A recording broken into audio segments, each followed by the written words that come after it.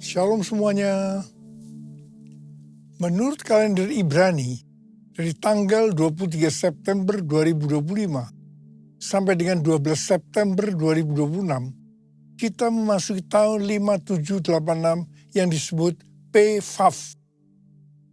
PVAV itu artinya 86. Angka 80 menggambarkan mulut.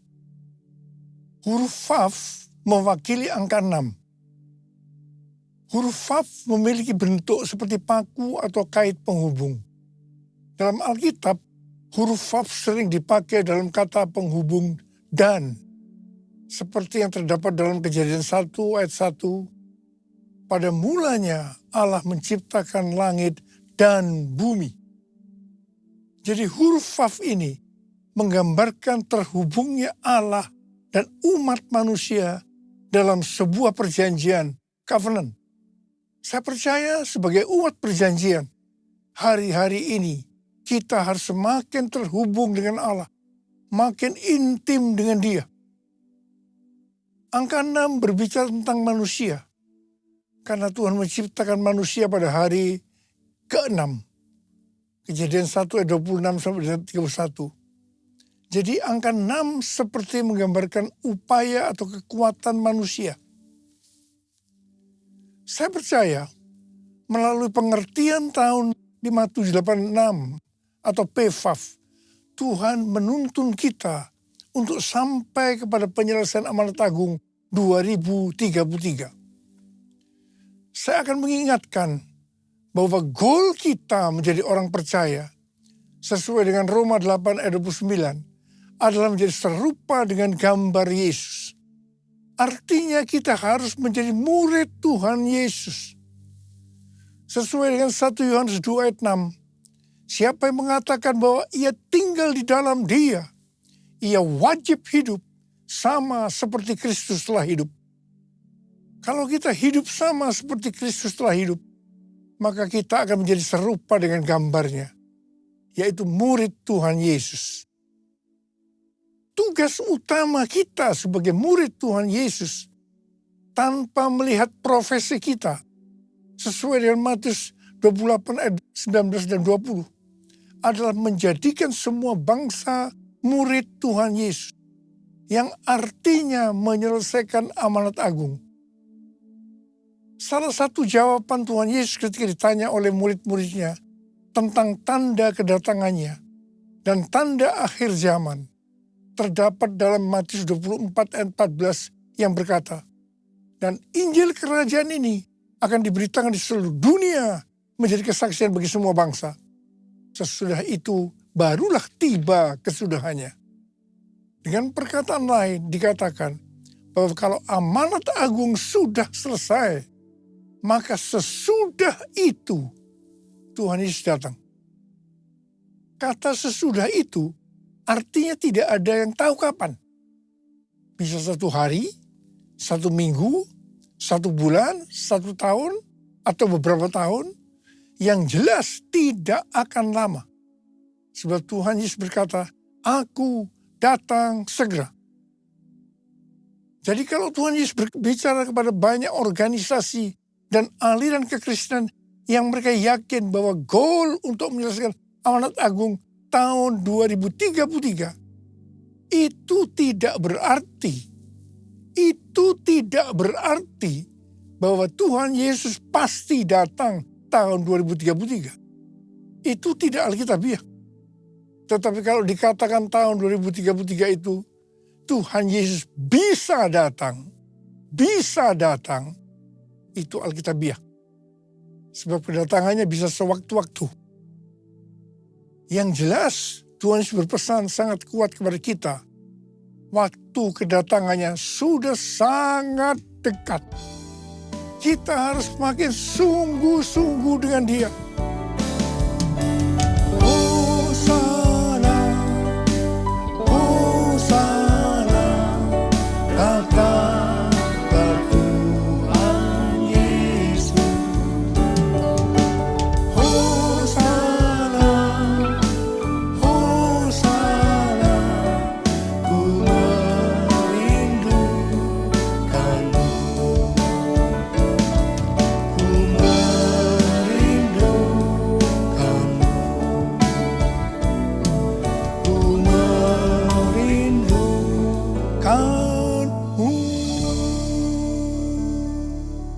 Untuk sampai tahun 2033, Tuhan Yesus terus menuntun kita melalui tahun 5786 atau PFAF. Tuhan berpesan kepada kita untuk yang pertama, perhatikan mulut. Angka 80 menggambarkan mulut. Memasuki PFAF atau 86, kembali Tuhan mengingatkan tentang mulut. Mulut harus dipakai untuk lebih banyak memperkatakan hal-hal surgawi ketimbang tentang hal-hal duniawi. Mulut kita harus dipakai untuk memuliakan Tuhan, menjauh dari segala kejahatan, dan saling membangun. Efesus 4 ayat 29 berkata, janganlah perkataan kotor keluar dari mulutmu, tetapi pakailah perkataan yang baik untuk membangun, di mana perlu, supaya mereka yang mendengarnya beroleh anugerah. Tuhan Yesus berkata dalam Matius 12 ayat 36 dan 37. Aku berkata kepadamu, setiap kata gegabah yang diucapkan orang akan dipertanggungjawabkannya pada hari penghakiman. Sebab menurut ucapanmu engkau akan dibenarkan, dan menurut ucapanmu pula engkau akan dihukum. Saya ingatkan bahwa kita harus berhati-hati dengan mulut kita. Juga dengan apa yang kita ketik. Apakah itu hoax atau ujian kebencian, supaya jangan kita dihukum. Tuhan Yesus mengingatkan dalam Yohanes 8 ayat 43 dan 44. Supaya jangan berdusta. Iblis adalah pendusta. Dan bapa dari segala dusta. Jadi kalau kita sering berdusta, itu berarti bapak kita adalah iblis. Orang yang sering berkata bohong, dia akan terus berbohong untuk membuat ceritanya sepertinya benar dan masuk akal. Orang yang seperti ini akan berurusan dengan Tuhan. Hati-hati. Saya berdoa agar kita menanggalkan dusta. Supaya kita hidupnya berkenan kepada Tuhan. Hal ini juga sesuai dengan Mazmur 34 ayat 13 sampai dengan 15. Siapa di antaramu yang mencintai hidup dan mendambakan hari-hari penuh kebahagiaan? Jagalah lidahmu dari yang jahat dan bibirmu dari ucapan yang menipu. Jauhilah yang jahat dan lakukanlah yang baik. Carilah perdamaian dan raihlah dia. Ada kalanya Tuhan menghendaki agar kita berdiam diri. Berpuasa berbicara sebagai tindakan penguasaan diri. Ini juga adalah bagian dari strategi peperangan rohani. Ingat waktu bangsa Israel menghancurkan tembok Yerikho. Saya akan mengajak kita semua berjanji di hadapan Tuhan untuk memakai mulut kita untuk kemuliaan Tuhan. Mulutku penuh dengan pujian kepadamu ya Yesus Tuhan. Sepanjang hari ku beri penghormatan kepadamu ya Allahku. Kepadamu ya Allahku.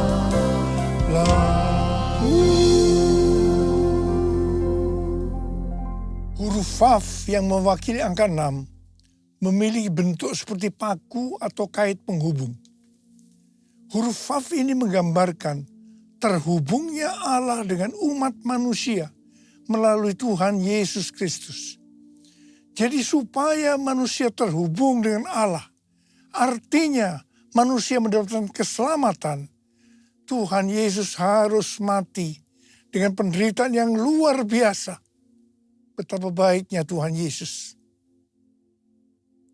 1 Korintus 6 ayat 19 dan 20 berkata, atau tidak tahukah kamu bahwa tubuh kamu semua adalah bait Roh Kudus yang tinggal di dalam kamu, roh yang kamu peroleh dari Allah, dan bahwa kamu bukan milik kamu sendiri, sebab kamu telah dibeli dan harganya telah lunas dibayar. Karena itu muliakanlah Allah dengan tubuhmu. Keselamatan yang kita peroleh adalah karena kasih karunia Allah, bukan karena perbuatan baik kita yang kita responi dengan kita beriman kepadanya. Pada saat kita percaya kepada Tuhan Yesus sebagai Tuhan dan Juru Selamat kita, maka Roh Kudus masuk ke dalam hati kita. Harap diperhatikan, tubuh kita ini bukan milik kita sendiri. Tubuh ini miliknya Tuhan Yesus. Karena Tuhan Yesus telah membeli kita dari penguasa kita yang lama, yaitu iblis. Tuhan Yesus membeli kita dengan darahnya, dengan nyawanya, dan harganya telah lunas dibayar. Tuhan Yesus membeli kita dari tuan kita yang lama, dengan harga yang sangat mahal, yaitu dengan darahnya, nyawanya.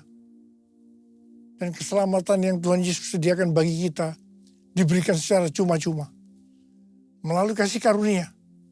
Bukan karena perbuatan baik kita, asal kita beriman kepadanya. Menerima Yesus sebagai Tuhan dan Juru Selamat kita. Tuhan Yesus berpesan, muliakanlah Allah dengan tubuh. Jangan ada yang berkata, mulut-mulut saya sendiri, tangan-tangan saya sendiri, uang-uang saya sendiri. Saya bisa mempergunakan semua sesuai kemauan saya sendiri. Ini tidak benar. Sekali lagi saya mau katakan, tubuh ini bukan milik kita sendiri, tetapi miliknya Tuhan Yesus. Muliakanlah Allah dengan tubuh. It's all about you. It's all about you. It's all about you, Jesus. It's all about you. It's all about you. It's all about you, Jesus. Huruf Vav yang mewakili angka 6 berbicara juga tentang manusia. Karena Tuhan menciptakan manusia pada hari ke-6. Jadi angka 6 dapat menggambarkan upaya atau kekuatan manusia. Dalam Yakobus 4 ayat 6 dikatakan, Allah menentang orang yang congkak, tetapi memberi anugerah kepada orang yang rendah hati. Orang yang sombong atau congkak itu artinya orang yang tidak memiliki kasih.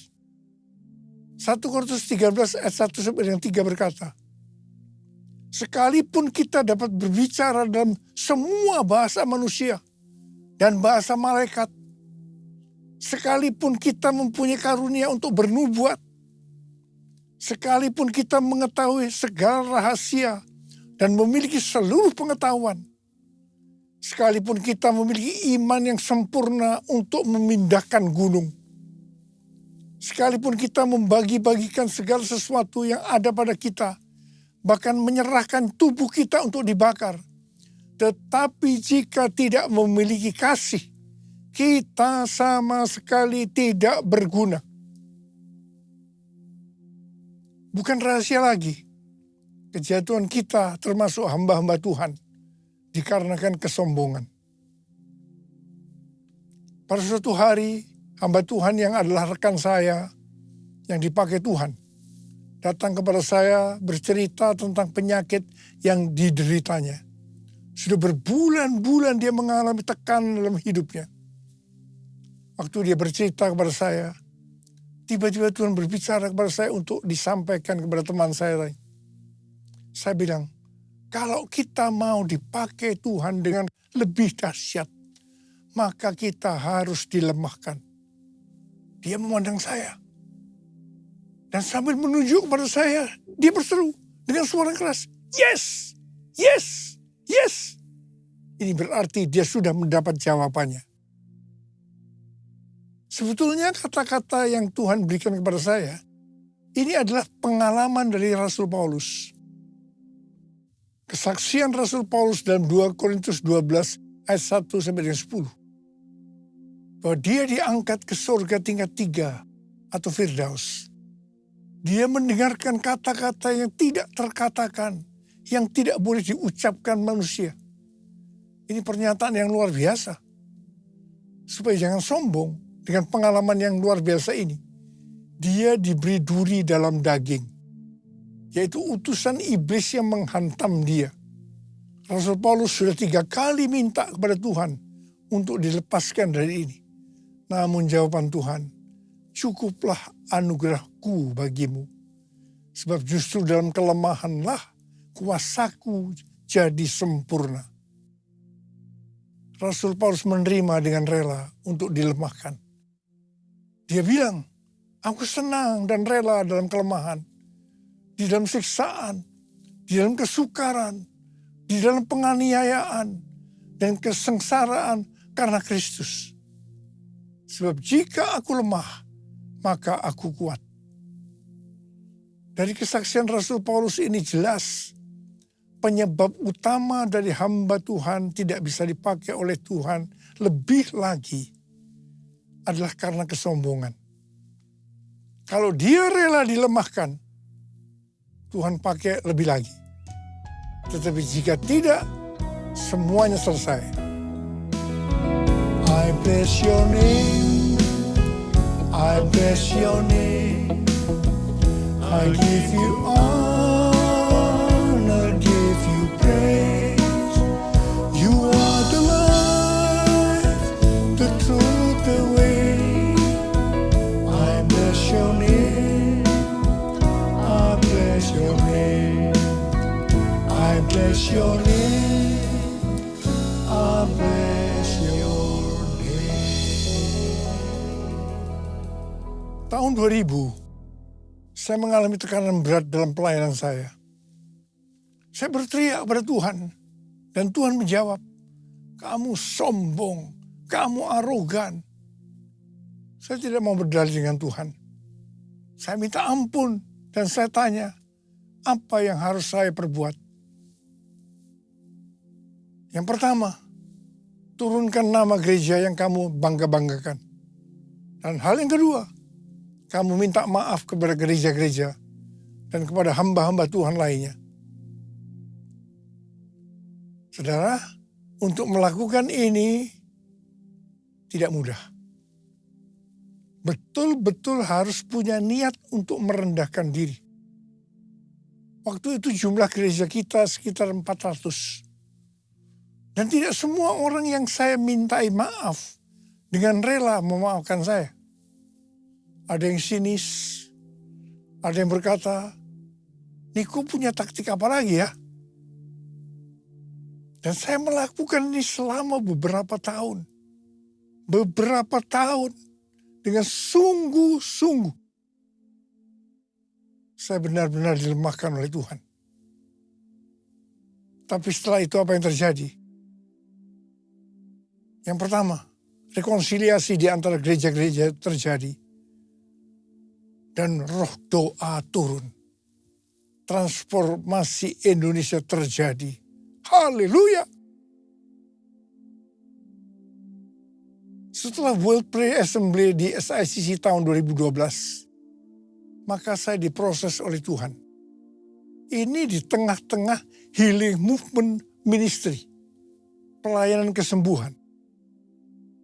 Mungkin dengan tidak sadar saya mulai sombong. Mencuri kemuliaan Tuhan. Memang pelayanan kesembuhan gampang membuat kita sombong. Karena dieluk-elukan, dipuji-puji orang. Tuhan turun tangan. Saya dilemahkan. Hampir 6 bulan, tiap hari perut saya sakit luar biasa. Kepala juga sakit. Saya sudah diperiksa oleh dokter, di kolonoskopi, di endoskopi, tetapi tidak ada penyakitnya. Tiap kali saya berkhotbah, menyanyikan pujian penyembahan, itu selalu ada di tengah-tengah kesakitan. Dan saya selalu berkata, kapan ya selesainya tugas saya ini? Jadi tidak ada kesempatan untuk saya menjadi sombong. Malah kalau boleh menawar, saya mau istirahat dulu dari pelayanan ini. Tapi tidak bisa. Karena Tuhan terus menyuruh saya. Terus melayani. Setelah 6 bulan saya diproses seperti itu. Pada tahun 2013 saya disuruh Tuhan untuk mendeklarasikan Pentakosta ketiga. Haleluya. Saya percaya kalau saya tidak dilemahkan, pasti pelayanan saya tidak mencapai 13 tahun dengan 318 kali pelayanan yang kebanyakan di lapangan-lapangan. Terima kasih Tuhan. Tuhan Yesus baik. Pada tahun-tahun terakhir ini, pelayanan saya banyak untuk global. Seperti yang Tuhan katakan, gerakan Pentakosta ketiga ini dimulai dari timur ke barat dan kembali ke Yerusalem. Barat yang dimaksudkan ini adalah Amerika. Dari Amerika terus bergerak ke seluruh dunia. Tahun 2017, saya diperkenankan oleh Tuhan untuk berdoa di tempat doa yang namanya Capitol Hill di Washington DC. Ini seperti gedung DPR, MPR-nya di Indonesia. Capitol Hill ini tempat yang unik. Karena setiap kali Presiden Amerika yang terpilih pada saat pelantikannya, tempatnya di balkon di Capitol Building. Untuk menuju balkon itu harus melewati tempat doa Capitol Hill ini. Dengan dipimpin oleh istri senator senior, kami 8 orang diperkenankan berdoa. Pada saat berdoa, Ibu Christina Fargnimela mendapat penglihatan. Dia melihat ada kapal pesiar yang besar. Dan dia melihat di pantai ada saya pakai dasi kupu. Tetapi yang menarik, Ibu Christina melihat saya sangat kecil. Jadi kalau saya mengarahkan tangan saya ke kapal itu untuk ke kanan, maka kapal itu akan ke kanan. Kalau saya mengarahkan untuk ke kiri, maka kapal itu ke kiri. Tuhan memberi pengertian bahwa kapal itu berbicara tentang Amerika. Saya diberi tugas untuk mengarahkan Amerika untuk kebangunan rohani. Saya diperkenankan mengarahkan arah kapal itu selama saya kecil. Dengan berjalannya waktu, saya tidak sadar Niko yang kecil tadi berubah menjadi besar. Saya tidak sadar karena diberi pengertian kalau saya terkenal besar, orang akan lebih mudah menerima arahan saya. Sebagai informasi, saya diberi penghargaan dalam tanda petik lewat Amerika, jumlahnya 11 macam penghargaan. Saya mungkin tidak sadar bahwa ini membuat saya kepalanya ikut jadi besar. Penghargaannya tidak salah. Yang salah adalah saya dalam merespon penghargaan itu. Akhirnya Tuhan turun tangan. Saya harus dilemahkan supaya menjadi kecil. Ini prosesnya.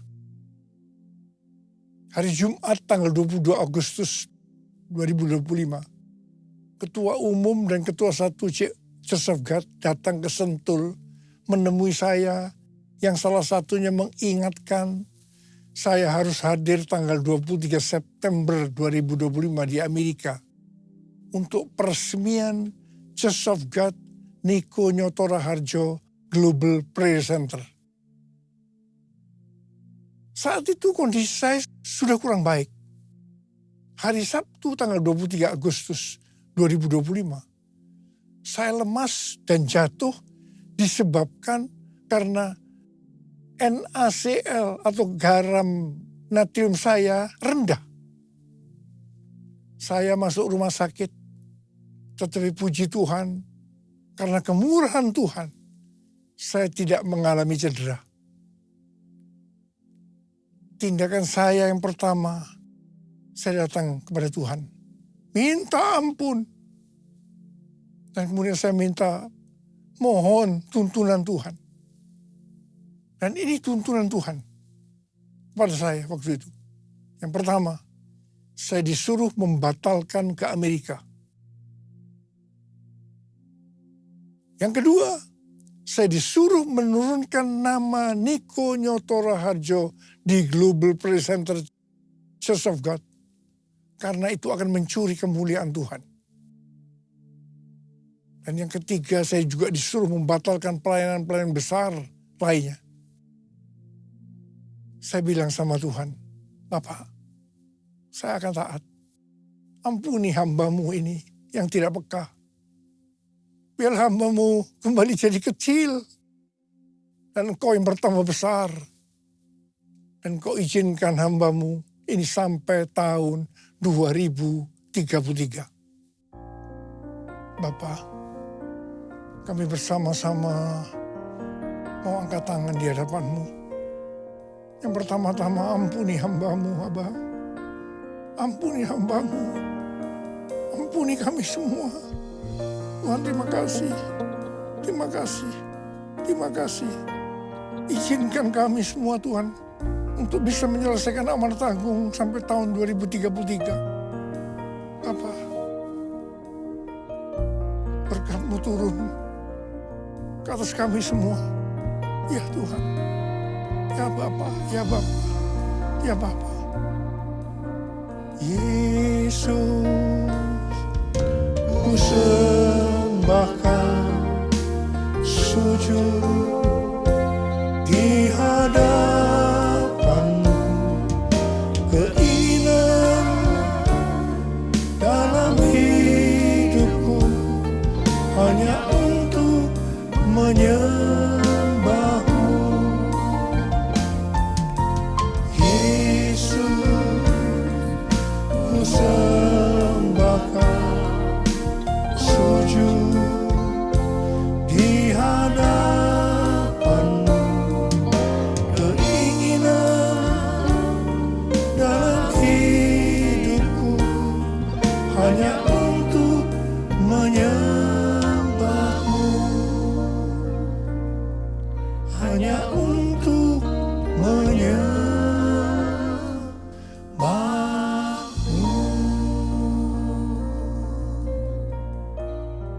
Terima kasih, Abah. Terima kasih. Terima kasih.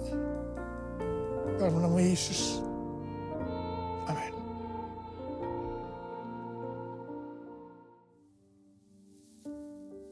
Kita akan masuk dalam perjamuan kudus. Kita akan mengingat ayat ini. Sebab setiap kali kamu makan roti ini dan minum cawan ini, kamu memberitakan kematian Tuhan sampai Ia datang. Perjamuan kudus adalah perjamuan Tuhan Yesus sendiri. Setiap kali kita masuk dalam perjamuan kudus, Tuhan Yesus selalu berkata, biarlah ini menjadi peringatan akan aku. Karena itu mari, arahkan hati kita kepada kebaikan Tuhan. Kita akan mengingat kebaikan Tuhan. Supaya kita lebih mengasihi Tuhan Yesus. Supaya kita lebih mengasihi satu dengan yang lain. Mari tundukkan kepala. Tuhan, siapakah kami ini sebelum kami mengenal Engkau? Kami semua orang berdosa. Upah dosa adalah maut, mati. Tapi Engkau yang tidak berdosa telah dijadikan dosa oleh karena kami. Engkau harus turun dari sorga mulia. Mati ganti kami dengan penderitaan yang luar biasa. Sungguh kalau kau pikirkan betapa baiknya Engkau ya Aba. Itu Engkau ya Aba. Kau jadikan kami sebagai anak-anak-Mu. Kau tuntun, kau bela, kau tegur kalau kami salah. Kau ampuni kami ya Tuhan. Terima kasih buat semuanya. Terima kasih, terima kasih. Tuhan akan memberkati kita melalui perjamuan kudus. Tapi Tuhan mau kita makan dan minum dengan cara yang benar. Karena itu kita harus introspeksi. Mari lihat sekali lagi. Kita akan lihat keadaan diri kita masing-masing. Kalau ada dosa yang Tuhan ingat, kita langsung datang. Minta ampun. Minta ampun. Supaya diberkati oleh Tuhan. Ampuni kami Tuhan. Ampuni. Makasih Abah. Kami akan masuk dalam perjamuan kudus dengan hati yang penuh ucapan syukur. Dalam nama Yesus kami berdoa. Amin. Mari. Angkat roti di tangan kanan kita tinggi-tinggi. Sebab apa yang telah kuteruskan kepadamu telah aku terima dari Tuhan. Yaitu bahwa Tuhan Yesus pada malam waktu ia diserahkan mengambil roti. Dan sesudah itu ia mengucap syukur atasnya. Ia memecah-mecahkannya dan berkata, inilah tubuhku yang diserahkan bagi kamu. Perbuatlah ini menjadi peringatan akan aku. Saudara kasih Tuhan, bukankah roti yang kita pecah-pecahkan ini adalah persekutuan kita dengan tubuh Kristus? Mari kita makan dalam nama Yesus.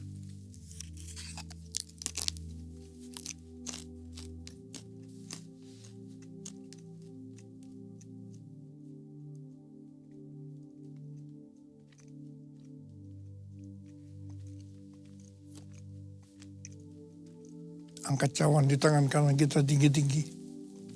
Demikian juga yang mengambil cawan sudah makan lalu berkata, cawan ini adalah perjanjian baru yang dimeteraikan oleh darahku. Perbuatlah ini setiap kali kamu meminumnya menjadi peringatan akan aku.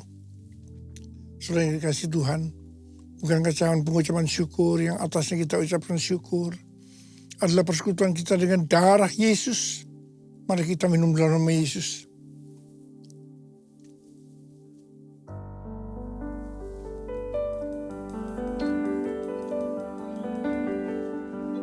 Ucapan syukur dan terima kasih dengan suara.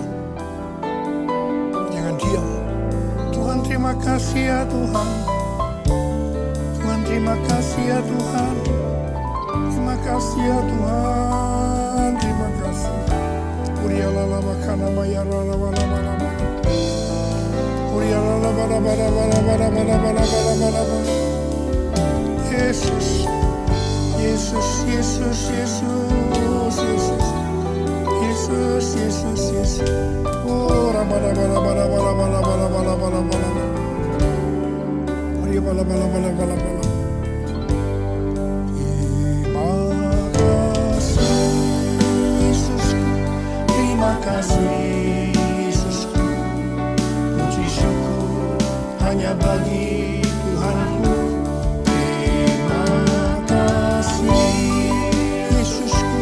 Terima kasih Yesusku, puji syukur hanya bagi Tuhanku. Terima kasih Yesusku, terima kasih Yesusku, puji syukur hanya bagi Tuhanku. Terima kasih Yesusku, terima kasih Yesusku, puji syukur hanya bagi Tuhanku. Puji syukur hanya bagi Tuhanku. Puji syukur hanya bagi Tuhanku. Terima kasih. Terima kasih Abah. Terima kasih. Terima kasih. Sekarang terima berkat Tuhan. Kasih karunia berlimpah-limpah daripada Allah Bapa di dalam Anak yang tunggal Yesus Kristus. Persekutuan yang manis dengan Roh Kudus menyertai kita semua. Mulai hari ini sampai Tuhan Yesus datang menjemput kita di awan-awan. Dan bahkan sampai selama-lamanya. Yang percaya bersama-sama katakan, amin.